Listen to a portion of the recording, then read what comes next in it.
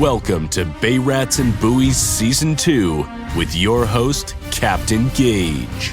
What's up, everybody? Captain Gaige here. In this episode, I'm going to review some of my favorite must-have boating apps. We'll talk about wintertime fishing, the boat shows, and the fishing shows, and all the things you could do in the wintertime to get ready for the springtime. What's up, guys? Episode 61, Season 2, in the studio, brought to you in part by Nautical School of Maritime Licensing. Visit nauticalschool.com and get your captain's license today. Sign up for those classes, guys. There's no better time of the year than right now than to sign up and jump into Nautical School. In just 40 days, we are going to be at the New York Boat Show, and we'll be sitting with Captain Mike from Nautical School. The boat show's in 40 days, January 21st to the 25th. You got New Year's Eve is just 20 days away, and 13 days from today, it's Christmas. So you got it, guys. That's it. The countdown is real. A lot of guys that I talk to and run into this time of the year around town, the first thing they say is, how long until April 15th? The countdown is on. I mean, everybody's waiting for the opening, the day of spring season to get out there and get on the striped bass. Or if you're waiting for May, if you're waiting for the fluke bite, or if you want to get out there early on the springtime tog bite, whatever you're into, everybody's itching. We're sitting tight for 5 months. So we got a lot of boating shows to go to and fishing shows. So I'm going to keep you abreast of all of those right here on Bay Rats and Buoys. Thanks for tuning in. So this time last year, I went over a lot of boating safety stuff. So I shared apps. I told you what we could do out there if something happens. And some people wrote in and said, hey, this episode was so good that we think it should be taught in the boating class. And that was a huge compliment. I appreciate you guys saying that. It actually was one of the best videos. It got the most likes. Well, second to most likes on videos that we put up on YouTube, which was pretty good. So obviously, people like what we were talking about here as far as the boating safety and the recommendations of the apps that I'm going to recommend to you. Now, this year I upgraded my electronics. I went with the 12-inch Simrad, the 3012 NSX, the newest edition of the Simrad family, and I absolutely love it. This year, the side scan, the radar, the bird mode, the being able to take screenshots, and, I'm still learning all the features. In fact, this time of the year, that's what I'm doing. I'm watching all the Simrad videos and really dialing in. And it's easy to do. You don't have to sit there on your boat with a laptop and watch and do it as you can watch the videos and learn how to use your equipment. There's no doubt about it. I'm a hands-on guy. I do like to get out there and get dialed in with the numbers and make sure everything's, exactly the way we like it. But both me and Corey were playing with it this season, and it was a game changer for us. So I highly recommend anybody in the market for a Garmin or a Simrad unit. The Simrad 3012 NSX was it's top of the line. It really is. I love it, and I got a big 12-inch 12-inch display, and we love it. Absolutely perfect for the boat. Perfect for the center console. Now, I had Andrew on, who won the tournament, the Bay Rats and Buoys' first annual Striped Bass Invitational last year in June. And it was Eric, Mike, and Andrew. Andrew actually reeled in the 46-inch winning striped bass that landed them first place and bragging rights. And now they got a target on their back for the second annual Striped Bass Invitational going down next year, and we're excited about that. And even Andrew was excited. He can't wait for next year's tournament because he's got his own boat now, so he's going to go out there and compete against his dad and, be in the tournament all by himself, probably with Justin or any of the kids, So they got a lot of salty young kids in our area that get out there, and they can win just like he did on Eric's boat. So you can't count them out. And we were in the studio before we went on camera. We spoke for like an hour. And just like with a lot of the other captains, when you sit down and talk to them, you talk about a specific area, and then you want to show them. All right? Well, I can't show them on my Simrad 3012 NSX that's attached to my console right now on my boat. So I love the Navionics app. Always have. I've been using it since I ran Freedom Boat Club in Northport, the Northport location. And everybody that I trained, I said, you got to download this app.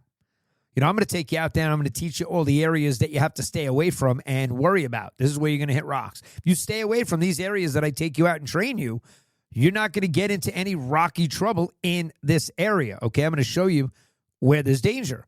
But if you download the Navionics app, you can see those rocks sitting in your living room.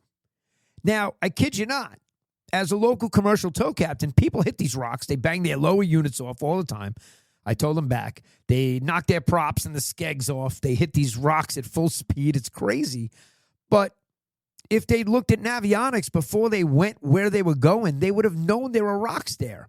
And it's not rocket science. It's really easy. So I tell you that because when they hit the rock and they knock the lower unit off and they're stuck over there and they dropped anchor and they're in the rocky area, I got to go get them in the rocky area. So I use Navionics to get in and around the rocks sometimes.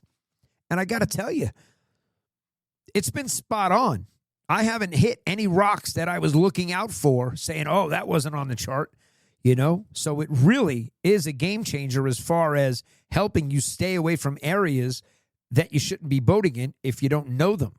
And even if you do know them, like off a Centerport, off a Little Neck, there's rocks. There's a huge rock that you see. And, when the tide goes down, you actually see it above the waterline.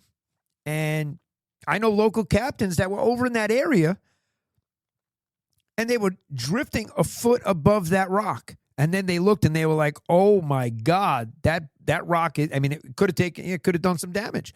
No doubt about it.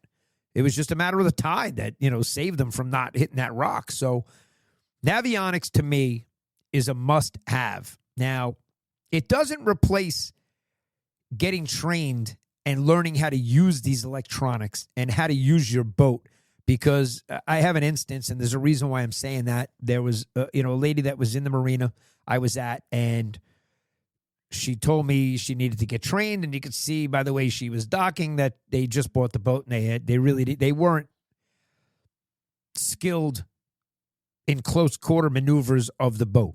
And, there was a lot of just, banging into things and just put it in neutral and people come over and grab and help you tie it up. And she wanted to go across to Connecticut, learn how to get there. And I recommended downloading the Navionics app. And then she's like, oh, well, that's good because if I download that, then I don't need to get trained. And that's not the case. You could go into any of those areas and use Navionics and still get into trouble. So I'm not saying that this replaces learning how to boat the correct way and dock and maneuver your boat in close quarter maneuvering, whether you're in a fuel dock or in, tight quarters with your boat, and what the wind and the tide are doing. There's so much involved. There really is. So I recommended downloading the Navionics app, and it was funny when she said she doesn't need to get trained. And I was like, that's definitely not the case. Good luck going across to Connecticut and, using the Navionics app and thinking that that's going to get you. Now, you could sit in your living room and chart a course manually and share it with somebody. There's so many great features to that. Now, I pay for it. I believe there is a free version. I've used a free version in the past, but they've upped the price. And I'll be honest with you. I don't get it. Was recently purchased by Garmin, because if you look at the app icon, it's going to say Garmin Boating, I think it says. And then you have, when you open it up, it says Navionics Boating, okay? But the icon says Garmin on it because they purchased it from Navionics. And it's fantastic. It really is. You could set a course. You could chart a course. You could see how much time it's going to take by entering all the details about your boat. And, I use it to give guesstimations of what time I'm going to be arriving to drop somebody off or to pick up a boat or to do anything that I'm doing out there. I could speak with the other captains and say, hey, my ETA is, 27 minutes. I'm up on plane and I'm going, and all of a sudden it's smoother seas and I'm going a little faster and I'm going to be there sooner. I can give them an update of what the ETA is of my arrival to our meeting point. And I got to say, it really is very accurate, and it's an awesome app for anybody on the water. I highly recommend it. Also, people were walking down the dock and they were saying to me, hey, what's the tide doing? And I said, oh boy, here we go. I'm gonna get this all season long if I tell them what the tide is doing, as opposed to taking a minute and teaching them that they come down to the marina, they could see what the tide is doing and know what it's doing and learn it so that they don't have to ask me or somebody else. Because it's very important, guys, to know what the wind is doing, what wind direction is going to change, what the tide is doing, what the moon cycle is, because the moon cycle dictates how fast the current might be ripping, based on the tidal coefficient. So there's so much to learn in boating that when you're a new boater, I understand it could be very overwhelming. Just thinking you're getting out on a boat, you're doing it. You don't, there's no brakes. There's no brakes on a boat. So how do you stop a boat? You don't just slam it in reverse. So there's a lot of things to learn about boating. There really is. And one of my favorite apps, I told you, is Navionics. As far as the weather is concerned, in my local area, 2 apps that I use. One of them that a lot of captains use is the Windy app. Okay, that's a great app. It's going to show you the wind direction. It's going to show you how it's going to change throughout the day. You can scroll through the time frame, and it'll show you the direction is going to change and the speed. And it's a great app. I also use a website that also has an app, and I'm going to look at my phone now just to see what the app actually says when you pull it up. It says Nautide, and I'll put it up here on the screen so you guys can see what the image of the icon looks like. Nautide, Nautide, is from a website called Tides with the number 4, fishing.com.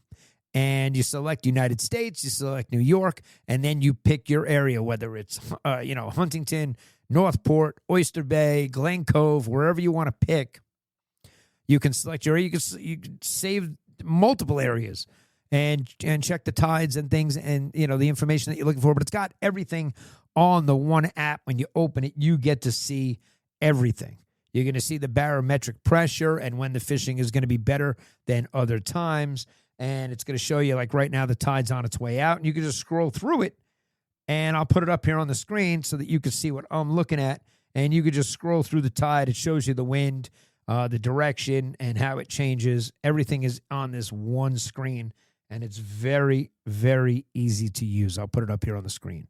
So Tides for Fishing is another great app that I love to use. And I use the app. The app's called Nautide.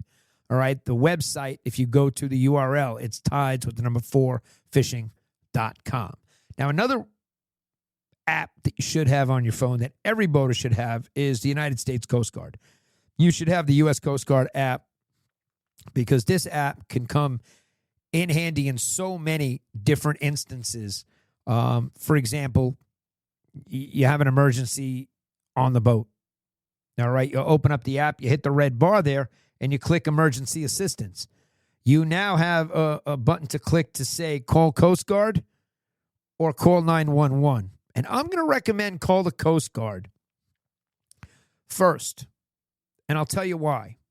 Because they're going to get on channel 16 and put out a pon and put out a distress call to all mariners and let them know your Latin longitude, where you're having a distress, where where your boat's distressed, where you're having a problem, and you're going to get the closest people in that area to respond to you. And it's not going to be the Coast Guard that comes running out of the station to come help you. It's going to be the closest captain. That's Mariner's Code. So the closest boats to you are going to come and assist you 90% of the time. And I'm going to recommend hitting the call U.S. Coast Guard. Now, of course, you all know you could hail on channel 16. Channel 16 is for hailing in distress. So I always recommend it to people to have a handheld radio, okay? Because when your boat breaks down and your batteries don't work, your VHF radio is done.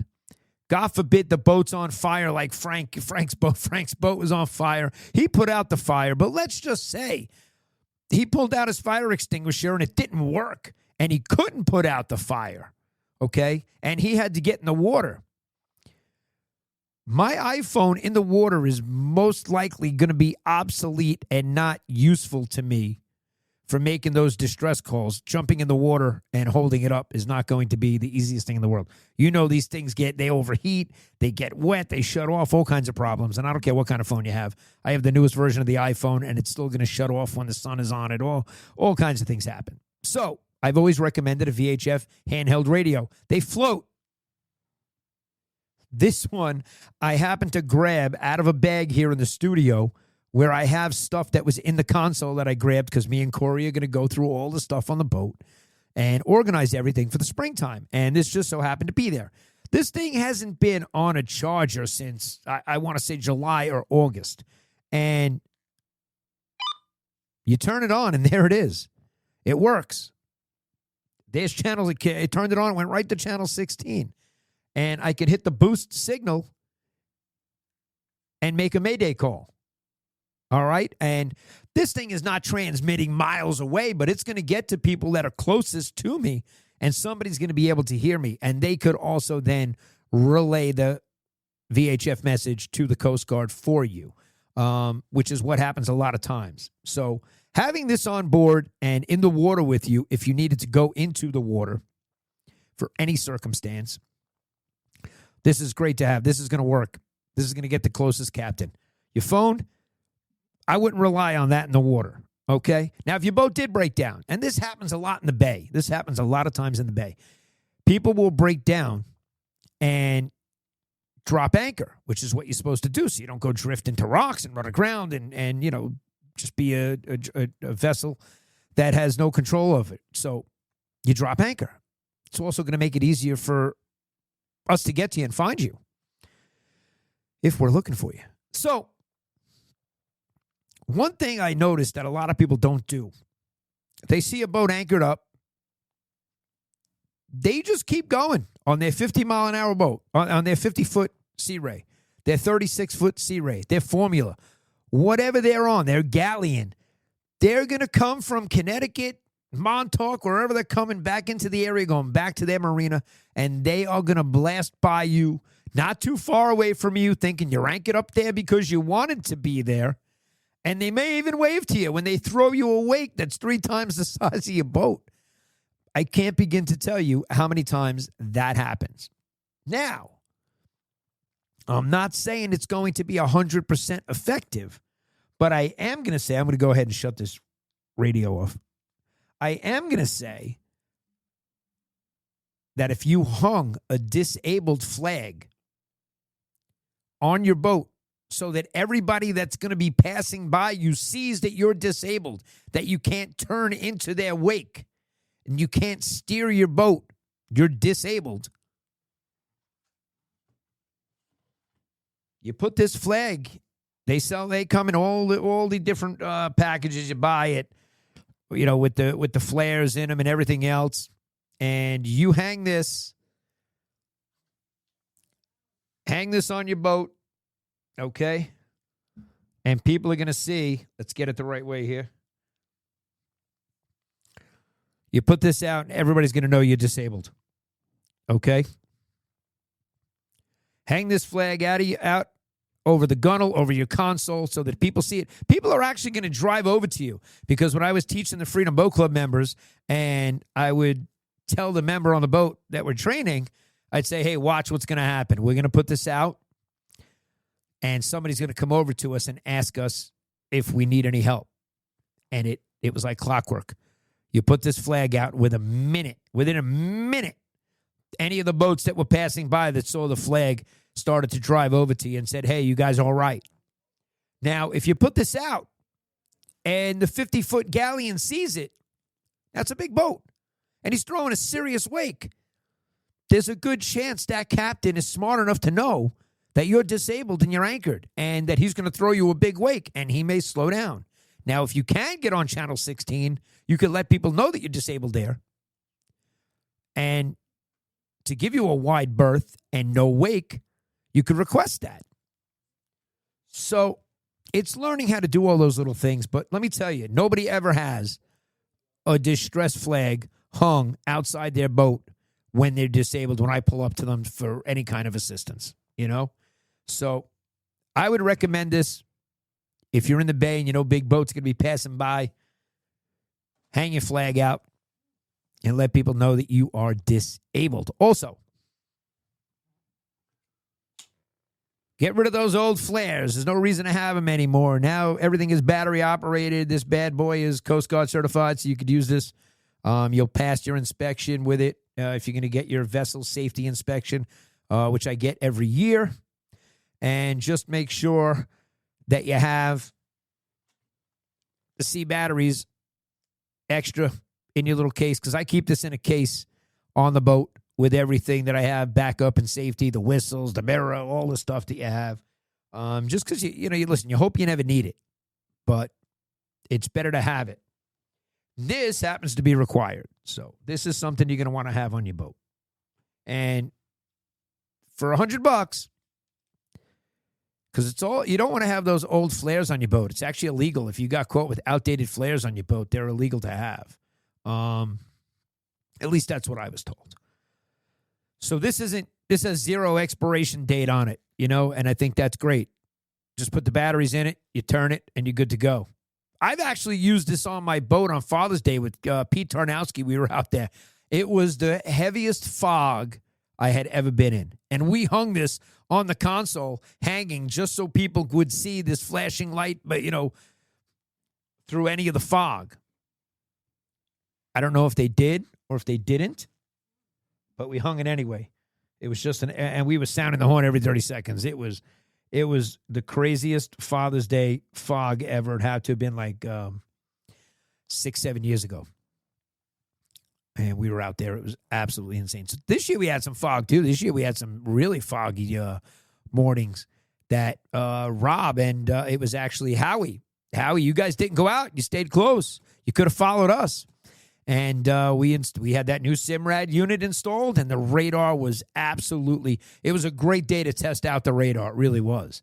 And I don't know how I've been without it for years on this center console. But I probably wouldn't have went out in the past. I would have said, no way. There's no way I'm going out there. It's just dangerous. It's dangerous running in the fog when you really can't see, more than 100 yards in front of your boat, not even. But with the radar, we were able to see everything, which was huge. So thank God for the new Simrad and the radar. We love it. We felt spoiled out there this year. And then we put it in bird mode, and we could find where the birds are working. So that was super, super cool to test out the, besides side scan and the bird mode and all the different things. We really got dialed in on the electronics this year. We're even going to expand them in 2026 to make things even better. So we're always trying to take it to the next level. Like I said, I'm already getting messages from Manny and a bunch of the guys that have Spot Lock, and they know I'm getting it. They know I need it, and they all highly recommend it. They can't live without it. Gene, Frank just installed it on his boat. I mean, it's a must-have. This 2026. A lot of the boats are going to have either the Minn Coder or the Rodan, and I'll make my decision probably at the New York Boat Show. We'll have a discussion. I'll try to get both of the companies onto the podcast and see, weigh them out, the pros and the cons between the two, and see where they're going. And there's other models. There's other companies out there. Got competition these days, and they're really good. So I'm open ears come January 21st at the Jacob Javits Center. Super excited about that show.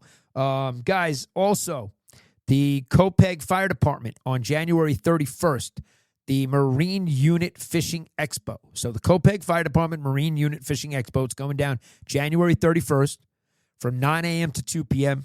Bay Rats and Buoys will be there podcasting live and streaming on all of our social media feeds. We've been testing out a lot of new stuff here in the studio. We got new gear getting installed this week. Very excited about that.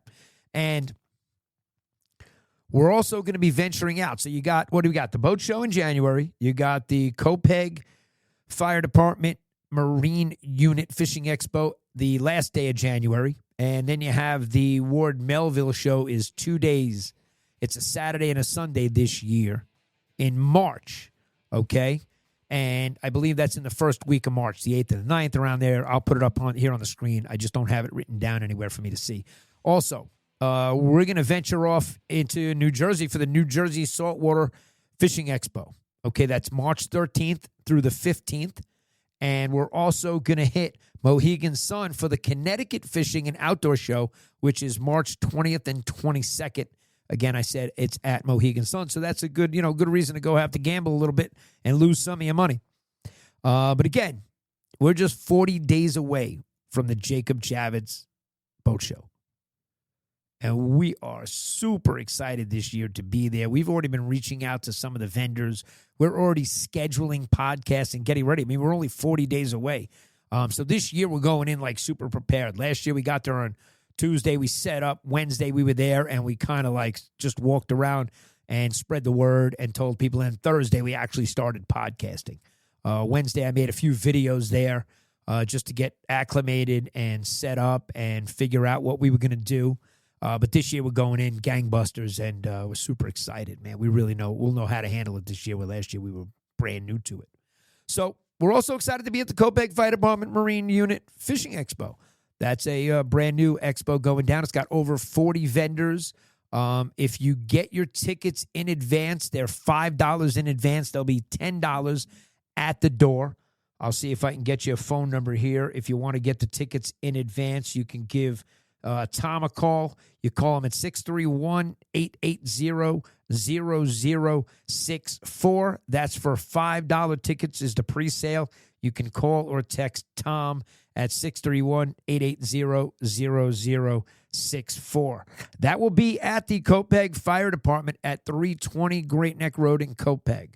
All right, they're going to have food trucks, door prizes, 50-50 raffle, coffee and donuts, and there are over 40-plus vendors. Kids under 12 are free. So we will be there, Bay Rats and Buoys.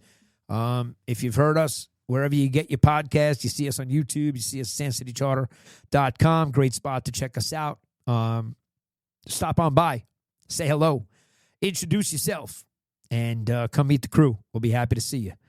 All right, that's going to be a great show. We're looking forward to it. All right, now, let's do some fishing this time of the year. Last week, we had Captain Matt and Captain Jamie from South Carolina. And thanks to Chef Rob, we got to talk about some redfish. And that was pretty cool, just to change it up a little bit. It's the winter time, so we all want to talk about fishing. We all want to get out there. I was a little jealous. Rob was getting on a boat and going out fishing, and it was 55 degrees there. And here we were freezing in New York. So I don't think it's 55 there anymore, though. It's getting pretty chilly. And their season's not too different than ours. I did learn a lot with that podcast. Episode 60 was fantastic. And episode 59 was great, too, with Andrew, the winner of the Bay Rats and Buoys first annual Striped Bass Invitational. So the champ was here. He was here. So that was exciting. And we're going to hit the Connecticut River. We're going to hit a bunch of different spots this year. So if you guys have other areas that you fish that you want to invite me and Corey to, let us know. We'll be happy to come join you and get out there and maybe do one of the episodes live fishing this winter. I've never done any sort of ice fishing. That is something I would be open-minded to. Although I got to say this. I'm going to be freezing my butt off in a hockey rink in an hour or so. And I don't mind that. However, I know it's going to end.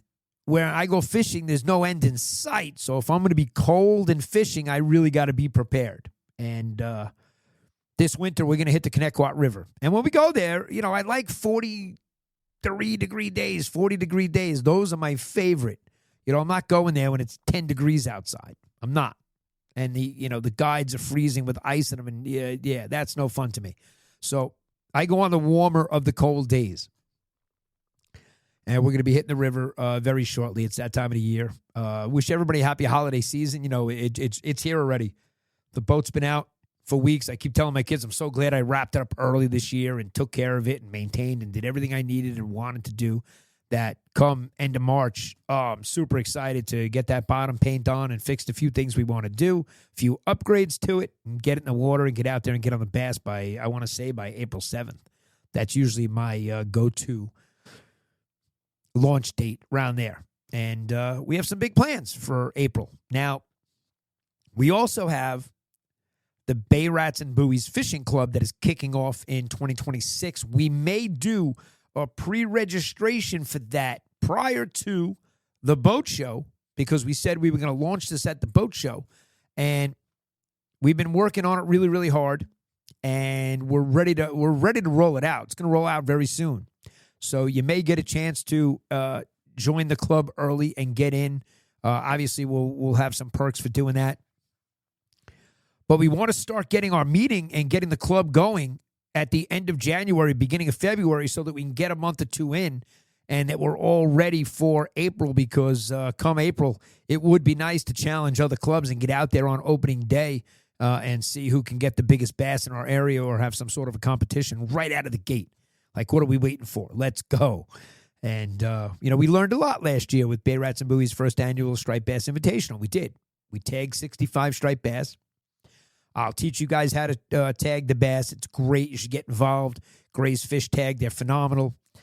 We did reach out to all the different tagging companies, and we wound up going with Gray's Fish Tag just because I love the application and, how it gets inserted into the fish and dealing with Roxanne over there and the way that they run their operation. It's a great organization. So I highly recommend it. I'll put links to Gray's Fish Tag research in the description of this YouTube video so you guys can check that out. Share these videos, smash the likes button, get involved, do a little engagement with us. I'm always asking questions, like where you're freshwater fishing now this time of the year. What are the upgrades that you're doing to your boat so that you have something to answer in the comments? Or you can just, shoot us a happy holidays. Let us know you love us. We love you. We love our loyal listeners, and boy, do we have some serious loyal listeners. We really do, and we are so grateful. And I'm also grateful for the new groups that we're in on Facebook. There's a lot of great groups on Facebook. There really are. I mean, some of them are the keyboard warriors where everybody's just asking for trouble when they post, silly comments and pictures. You deserve what you get. I love saying that. I really do. You deserve everything that you get from the keyboard warriors with some of the stuff that you post. It's 100%. But I got to say, some of those Facebook groups are very well run. They're very organized, and some do have some, great anglers in there. They really do, that are out fishing all the time. But you get guys, you get your Googans guys. There's a ton of Googans. There's a ton of Googans in my area fishing. We see it all the time, I had them making fun. Greg and Andrew and everybody in my area was making fun of the trust fund kids on the regulator that was just doing everything wrong. Were they polite kids? Yeah, they weren't out there being rude and rowdy. No, but they were just doing everything wrong on Dad's boat. And, that's how you learn. Don't get me wrong. You make mistakes, you're going to learn from them. But I think Dad should have taken them out a few times prior to this and taught them some etiquette. Now that I've heard multiple people, name a specific boat. And listen, I have 4 kids. Shit happens.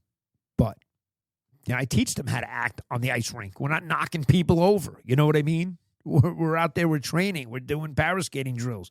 We're doing all kinds of cool stuff, playing hockey. But you got to educate them.